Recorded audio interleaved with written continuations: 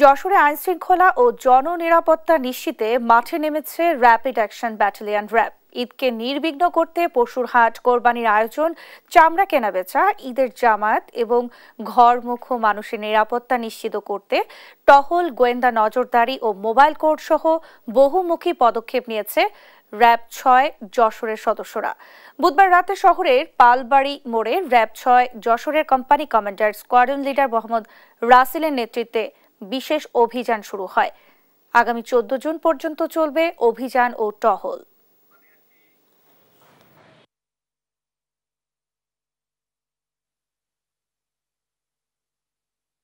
আমরা বিশেষ করে এইভাবেই টহলটা পরিচালনা করছি এবং চেকপোস্ট করছি, যাতে করে আমরা সন্দেহভাজন ব্যক্তিদেরকে জিজ্ঞাসাবাদের মাধ্যমে আমরা যেন আমাদের সাধারণ নাগরিকদের নিরাপত্তার বিষয়টি নিশ্চিত করতে পারি। ঈদ ছুটি শেষ হওয়ার আগ পর্যন্ত আমাদের এই বিশেষ কার্যক্রম অন্যান্য কার্যক্রমের পাশাপাশি চলমান থাকবে। এটা হওয়া উচিত। মানুষের জানমাল এবং বিশেষ করে যেটা বললেন যে কুরবানির সময় যে অনেক টাকা লেনদেন হয়, যারা গরু বিক্রি করে বাড়ি ফেরে বা যারা কিনতে আসে, উভয়ের কাছে অনেক টাকা থাকে।